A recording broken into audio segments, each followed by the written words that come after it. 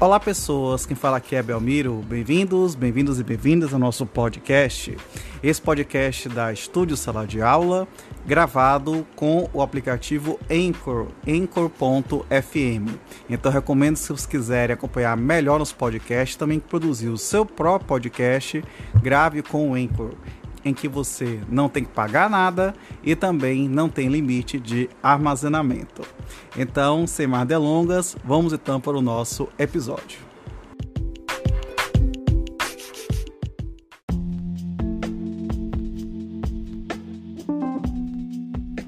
Capítulo 7 da proteção judicial dos direitos individuais, difusos e coletivos.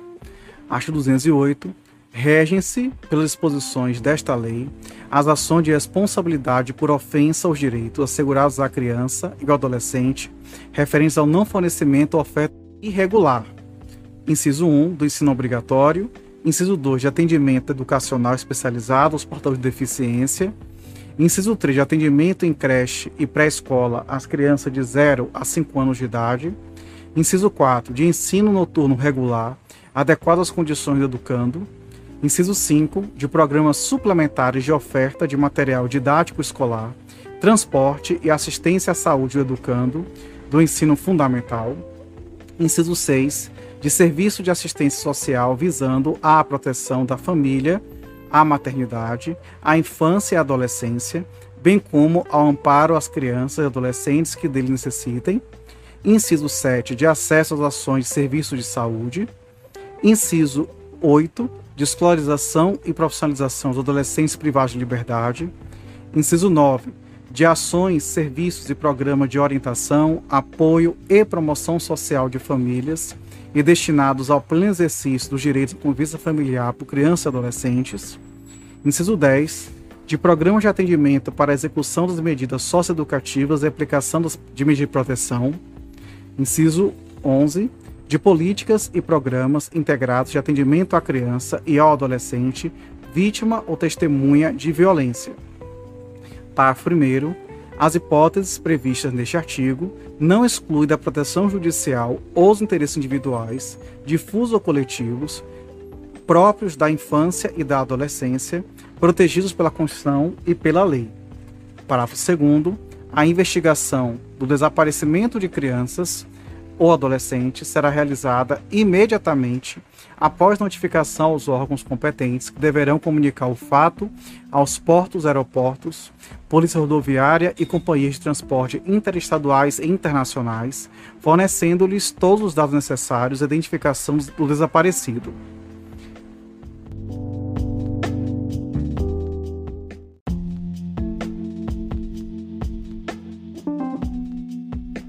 Artigo 209. As ações previstas neste capítulo serão propostas no foro do local onde ocorreu ou deva ocorrer a ação ou omissão, cujo juízo terá competência absoluta para processar a causa, ressalvadas as competências da Justiça Federal e a competência originária dos tribunais superiores.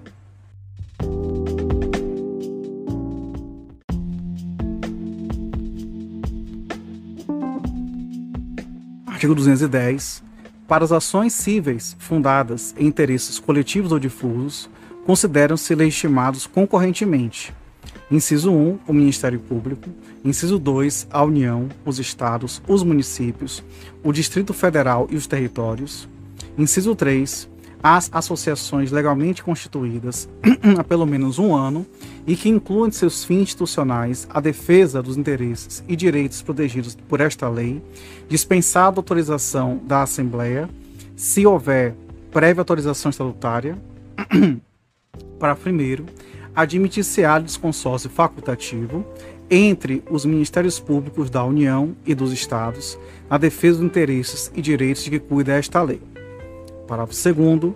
Em caso de existência ou abandono da ação por associação legitimada, o Ministério Público, outro legitimado, poderá assumir a titularidade ativa.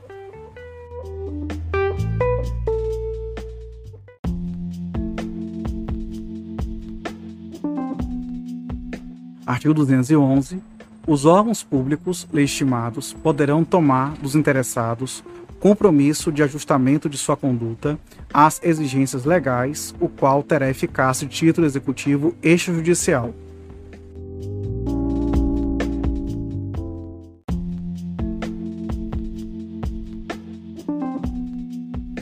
Artigo 212. Para a defesa dos direitos e interesses protegidos por esta lei, são admissíveis todas as espécies de ações pertinentes. Parágrafo 1º. Aplicam-se as ações previstas neste capítulo às normas do Código de Processo Civil. Parágrafo 2º. Contra atos ilegais ou abusivos de autoridade pública ou agente de pessoa jurídica no exercício de atribuições do poder público que lesem direito líquido e certo previsto nesta lei, caberá ação mandamental que se regerá pelas normas da Lei do Mandado de Segurança.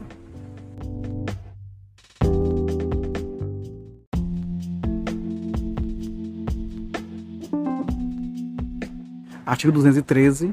Na ação que tenha por objeto o cumprimento de obrigação de fazer ou não fazer, o juiz concederá tutela específica da obrigação ou determinará providências que assegurem o resultado prático equivalente ao do adimplemento.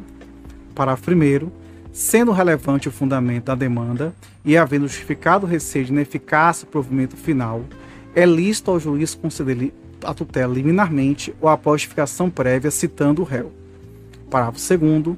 O juiz poderá, na hipótese do parágrafo anterior ou na sentença, impor multa diária ao réu, independentemente de pedido do autor, se for suficiente ou compatível com a obrigação, fixando prazo razoável para o cumprimento do preceito.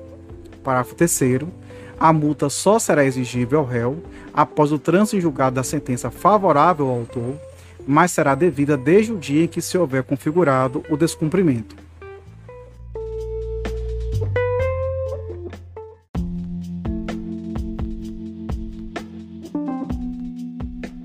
Artigo 214. Os valores das multas reverterão ao fundo gerido pelo Conselho dos Direitos da Criança e do Adolescente do respectivo município.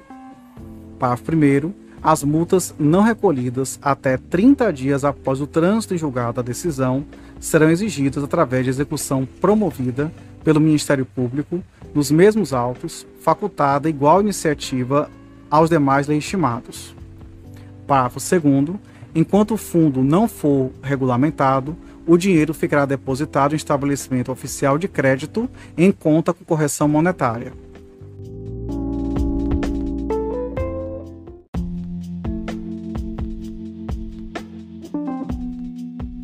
Artigo 215. O juiz poderá conferir efeito suspensivo aos recursos para evitar dano irreparável à parte.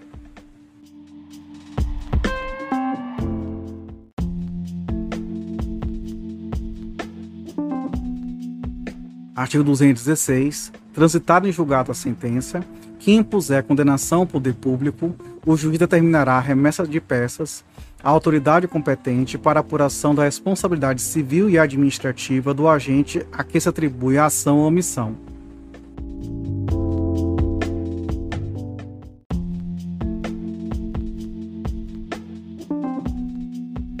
Artigo 217.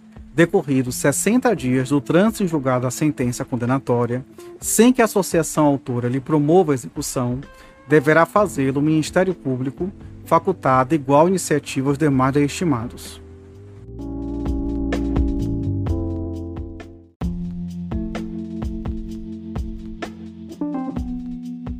Artigo 218. O juiz condenará a associação autora a pagar ao réu os honorários advocatícios arbitrados na conformidade do Código de Processo Civil, quando reconhecer que a pretensão é manifestamente infundada. Parágrafo único. Em caso de litigância de má-fé, a associação autora e os diretores responsáveis pela propositura da ação serão solidariamente condenados ao décuplo das custas, sem prejuízo da responsabilidade por perdas e danos.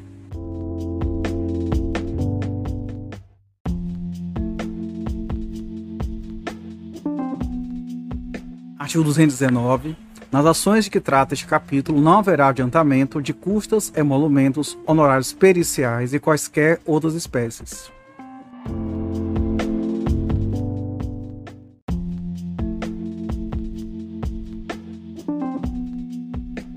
Artigo 220. Qualquer pessoa poderá e o servidor público deverá provocar a iniciativa do Ministério Público, prestando-lhe informações sobre os fatos que constituam objeto de ação civil, indicando-lhe os elementos de convicção.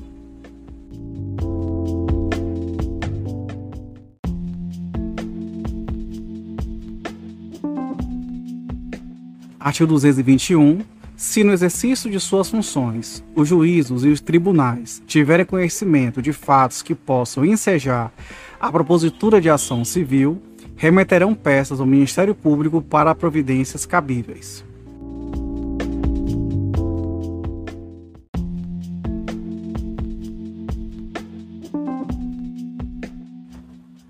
Artigo 222. Para instruir a petição inicial, o interessado poderá requerer às autoridades competentes as certidões e informações que julgar necessárias, que serão fornecidos no prazo de 15 dias.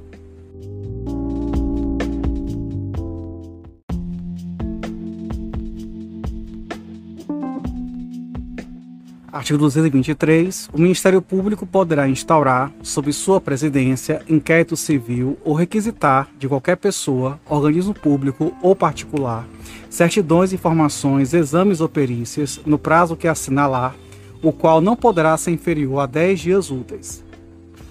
Parágrafo 1º. Se o órgão do Ministério Público, esgotadas todas as diligências, se convencer da inexistência de fundamento para a propositura de ação civil, promoverá o arquivamento dos autos do inquérito civil ou das peças informativas, fazendo fundamentadamente. Parágrafo 2º. Os autos do inquérito civil ou as peças de informações arquivadas serão remetidos sob pena de incorrer em falta grave, no prazo de 3 dias, ao Conselho Superior do Ministério Público. Parágrafo 3º. Até que seja homologada ou rejeitada a promoção de arquivamento, em sessão do Conselho Superior do Ministério Público, poderão as associações legitimadas apresentar razões escritas ou documentos que serão juntados aos autos do inquérito ou anexados às peças de informação. Parágrafo 4º. A promoção de arquivamento será submetida a exame e deliberação do Conselho Superior do Ministério Público, conforme dispuser no seu regimento. Parágrafo 5º. Deixando o Conselho Superior de homologar a promoção de arquivamento, designará, desde logo, outro órgão do Ministério Público para ajuizamento da ação.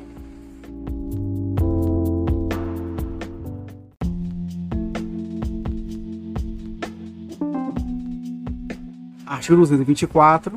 Aplicam-se subsidiariamente, no que couber, as disposições da Lei 7.347, de 24 de julho de 1985.